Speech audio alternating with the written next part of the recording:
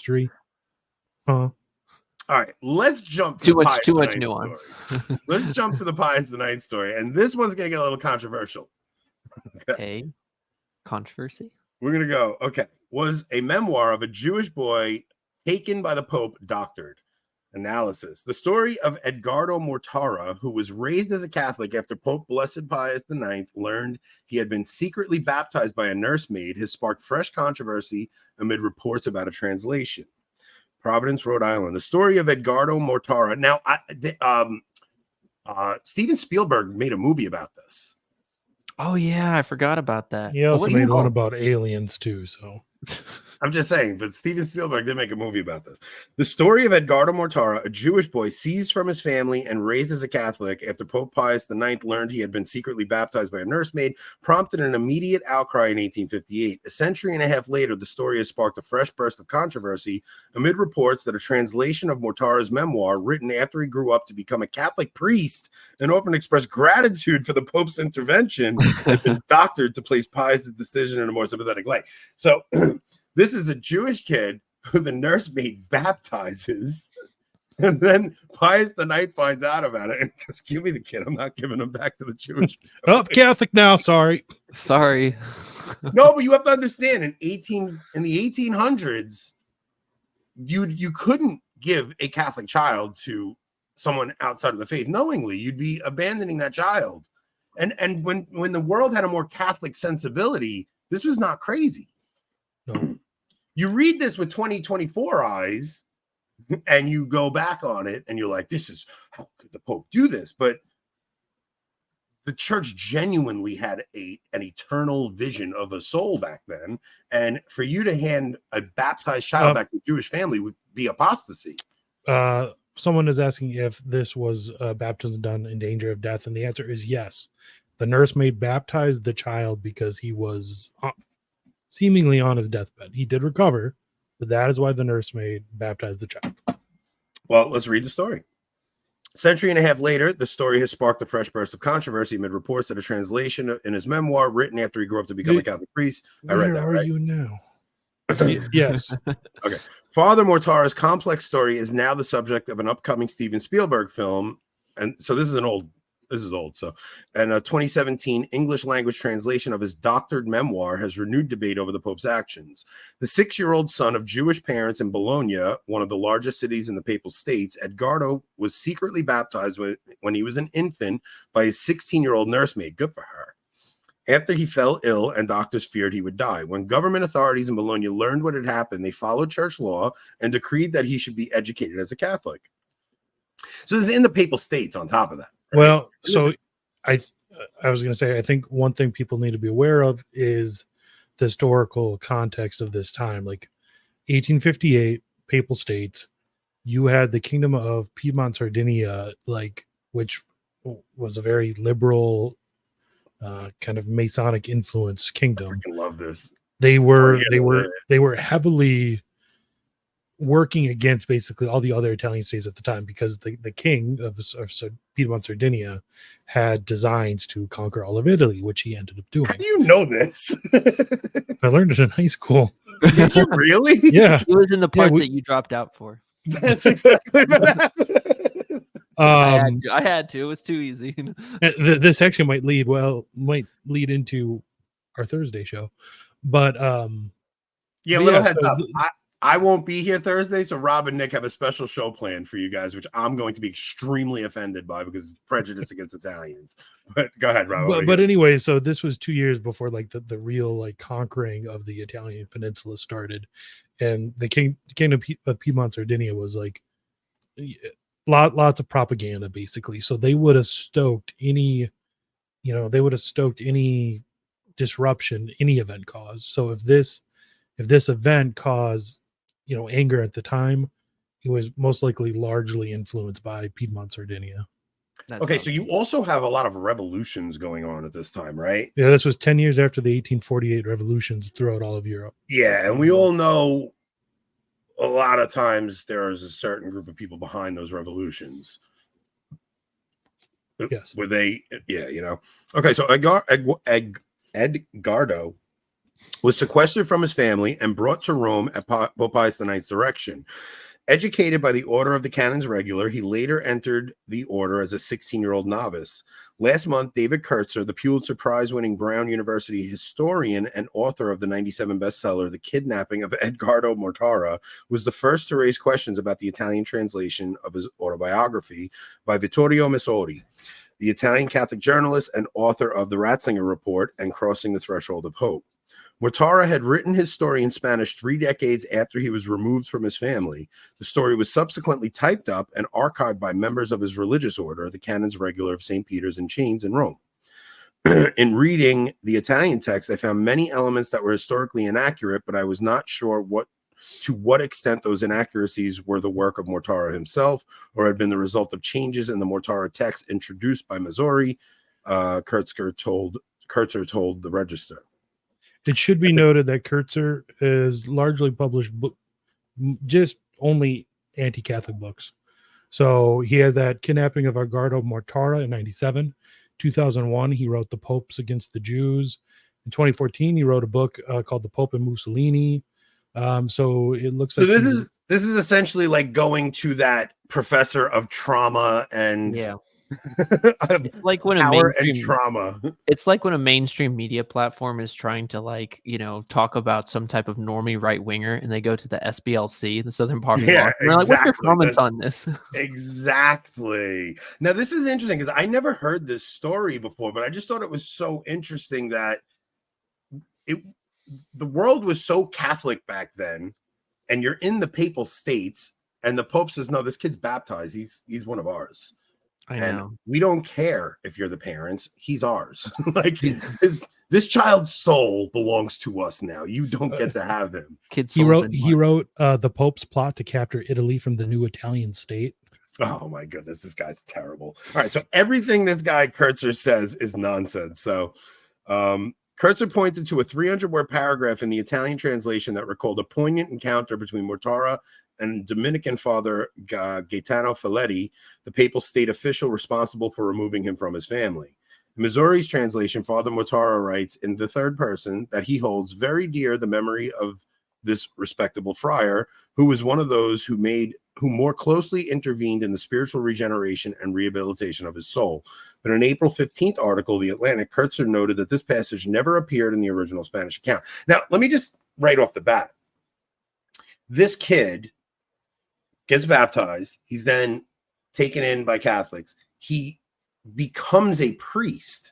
Do you think for a second he wouldn't be thanking God that he wasn't raised by his Jewish parents? Like, honestly, like if you're a Catholic, like I don't care who you kidnap me from. If you saved my soul through this, like, I'll go meet my parents and stuff. But like, guys, I lost my parents. I gained eternity. Exactly. But what just makes me mad about this is that the people who are whining and complaining about this and saying, "Oh, doesn't the kid have rights? Shouldn't the kid have had a choice? Like, shouldn't the kid have stayed with his parents?" are the same individuals who cannot tell you like where objective morality comes from. Well, they're the same individuals who will take a kid from his parents so they can, medically castrate the child. Exactly. They could murder the child in the womb. Just don't take him outside and baptize him. Yeah. Okay. So now, how is this? Okay, so the case of Pius IX was a case of, no, this child's baptized. We can't allow this child's soul to be lost because this is why people really should never baptize, because you know how you don't need a priest to baptize. Anybody can technically baptize. But like, I have a brother whose wife is Protestant, and their kids were dedicated as kids. They weren't baptized. I would never baptize my brother's kids because that would automatically apostatize. Well, that and it would be illicit. It would still be a valid baptism, but it would definitely be it. I believe it is gravely sinful for the Catholic. Doing it against the wishes. Just go around baptizing somebody outside of danger of death. Correct. Exactly. There's basically it's like if there's a child who is if it's someone else's child and the parents don't want them to be baptized, you can't go baptize that child except there be some type of grave cause, danger of death. Like this nursemaid.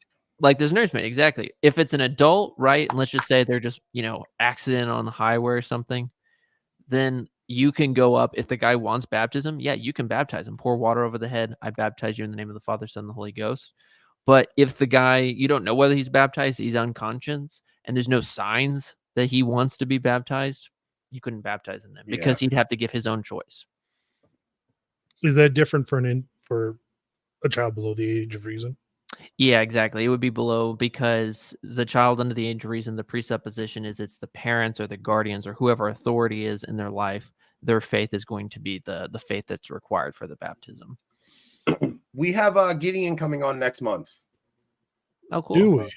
Yeah, Gideon will be on next month. He wrote a book. He's promoting a book. So I asked him to come on sooner, but he's not available to. Like I reached out to him. I was like, hey, Gideon, if you want to come on and just chat with us, let me know. He's like, I won't be available until next month. So next month, Gideon will be coming on. I can't wait to talk to him about creationism and all that errors stuff. of Scotism. Why Scotism? He's a Scotus, right? Yeah. Yes. That'll be interesting to have you two talk. Scotus. This is Yes. Yeah. So it's all right. So let's finish this out. The Associated Press undertook its own comparative study of the Spanish original and the Italian translation and reached a similar conclusion. The alterations do not significantly change the overall thrust of Mortara's oft-stated gratitude to the Saint Pope Pius IX for having saved his soul by removing him from his Jewish family to raise him Catholic, read the report by Nicole Winfield, the AP's Rome correspondent.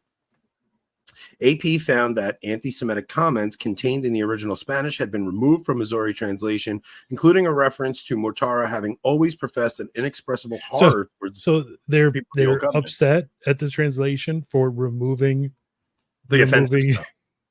Yeah, but removing the stuff that this child ended up believing. Like, that's what it is. You need to believe how we think you need to believe. Yeah, so that's what it is. The child is converted, becomes a priest, and he expresses he professes an inexpressible horror towards the people of the Old Covenant. Now, this is likely because of some of the conflicts going on that Rob discussed. Oh, 1,000%. But then also just the church clearly was teaching correctly on this issue. I mean, what just boggles my mind about this issue is the fact that is Father Nick's in the chat? Somebody said hi, Father Nick. Is he? Oh, yeah, he is. He is in the chat. Really? Howdy. Oh, yeah. Howdy. Yeah, so thank Father Nick's for this story because this is a heresy, by the way. Just saying. Father Nick's called me today. Father Nick's called me today to I forgot what he wanted to discuss. I think I texted. What we're doing on locals tonight. We're going to discuss the diocese in Buffalo. So him and I were texting today, talking about how the church, the diocese in Buffalo, is giving a beautiful historic church to Muslims. Yeah, selling. Yes. Selling. But there were lay Catholics that offered to buy it, and they refused it. So Father Nix and I were just talking today, just about how in the first centuries, how the pagan altars were converted to churches, and what's happening now is our churches being converted back into pagan altars. So he called me to talk about that. And when I talked to him about the story of the priest in Steubenville, he said, Anthony, that you have to read the Pius IX story. So he's the one that sent me this article. And he's like, the register actually is pretty fair about this. Is a very, very, good thing. But I couldn't believe how in modern sensibilities, this is such a horrifying thing. But back then, this would have been totally justified, totally normal. And we just had an all-around more Catholic sense of the world. And we are just so Americanized and so liberalized in our modern times that the average person will find this horrifying. You know how, Anthony, you talk about the kind of unspoken church rule of how converts shouldn't give their opinions until like 5 years into the church. Yeah. I agree with you. Like that was a mistake that I fell into because one, I just didn't know about it. But I agree with you. I think whenever you're a convert, you come in, it takes some time to like get into the marinara sauce, if you will, and marinate in Catholicism to bring in your Catholic sensibilities. And the marinara gravy, right? Yeah, exactly. But whenever I Exactly. He's looking at his phone. Exactly. No, I'm sending Father Nick's the link. He's trying to ignore you too. Yeah. But I agree with you because whenever I came into the church, it was during the middle of COVID, right? It was in the middle of that entire season. And all the churches were being shut down, as we all know. It didn't really affect me because I wasn't able to receive sacraments at the time. But now, 5 years on, I look and just think about how absolutely off the wall insane that is, because you are literally, for natural reasons, withholding salvation from individuals who need Yeah. to be saved. And that's why it doesn't surprise me that a diocese would sell a church to Muslims, or these people would be freaking out at the Pope who's like, no, we're keeping this boy because he's baptized, because they're filled with naturalism, which is nothing more than an attitude that just denies the supernatural reality. Well, doesn't it kind of get into the whole idea of religious freedom, right? So, okay, so this is a tough one, right? Because the idea of religious freedom, like I've heard Kennedy say, this is blasphemy. The error of religious freedom. Error of religious freedom is blasphemy, right? But I also think the church in a historical context is in a situation where it's no longer, it wants to exist in a place like America, right? Where America has this freedom of religion, and they don't want forced conversions, but they also want to be able to exist in this new land. So I always had a hard time understanding. Like, I've never delved into the like the theology of it, and I've heard a lot of people say there are major problems with Vatican II and the whole understanding of religious freedom.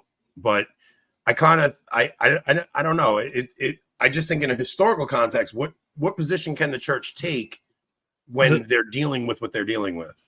The church tolerates the practice of other religion only because a greater evil would Exactly. succumb if the church was to act like it did in an idealistic world. We would be like 12th century Europe, 13th century Europe. But in a post-liberal world where you have a zillion and one religions, the church says, okay, you state, you America, have to recognize Christ as king in your laws. However, and that says that Catholicism should be the national religion. But let's say the vast majority, like in our country, aren't Catholic. If we were just to impose Catholicism upon the nation and ban every other religion, we would be slaughtered. All of our churches would be burned down. We would not be able to enforce it, etc. And so the church would say, okay, we can tolerate an error so that a greater error doesn't happen to us. That's vastly different than saying you have a civil right, which is what the council says, a civil right to follow a religion according to your own conscience, which is nuts. Correct me if I'm wrong, but like Aquinas kind of used the argument where not so much allowing, but not cracking down on something like prostitution. He didn't argue that prostitution should be legal. He just argued that a harsh crackdown on something like that would, like you said, would cause a greater evil than the tolerating of it. Yeah, that's a good example. Aquinas, he was theorizing, and he took Augustine. Augustine said the same thing. He says, if we were to just ban prostitution, right, in a country where it's kind of newly Catholic, if you will, would not more egregious things take place that might be more and more evil? Some theologians say that's not a good position. Some theologians see it's tolerable. I think there's a point to be made, though, which is like, yeah, if tomorrow Baron Trump became Chad Emperor Catholic of America and said, oh, right, we're going to do 1950s Spain, if you know what I mean, style politics here in the United States, no one would ever enforce that. But if they tried to enforce it, he would be out and all of us would be out of church building. Yeah. Right. Yeah. There is an aspect also where so 1000%. So true. So true. 1000%. Anthony, you don't get to talk about error when you put sauce on your steak. Me and Rob were talking. Wait, you put sauce on your steak? No, me and Rob were talking in the green room. So, dude, mad, bro. Nothing riles people up like bad food takes. I get Peter Luger's steak sauce, but I use it for like my potatoes, my broccoli, like my sides that's when fine. I get steak. That's fine. That's fine. But I tweeted out today. I'm like, first you guys tried to convince me like bourbon. Now you're telling me you eat steak without steak sauce. I don't believe any of you. And people lose their minds. That's funny. So Christian says, couldn't the same argument be made for Nukes. nuclear weapons? Save more lives than not using. And I would say the difference is the tolerating of the practice of a false religion. That tolerance itself is not inherently evil, whereas the use of nuclear weapons is always and can never be anything but inherently evil. Yeah, it's just the murder of innocence. Because basically, tolerating is like choosing not to push a button and just be like, all right, we'll see what happens as is. Whereas dropping a nuke, or even let's just say something less than that, telling a lie in order to bring about a good action. Aquinas would say, no, you can't lie because the instrument by which you're trying to do the said action is evil, and you can never bring about that which is good if you're using an evil instrument. Yeah, and there's also a level of where God does give us the free will to choose him. Right? Like you can't force conversions. So I'm not gonna use the word proselytize because proselytize is just evangelize traditionally. But we need to switch over to locals here in the next few minutes.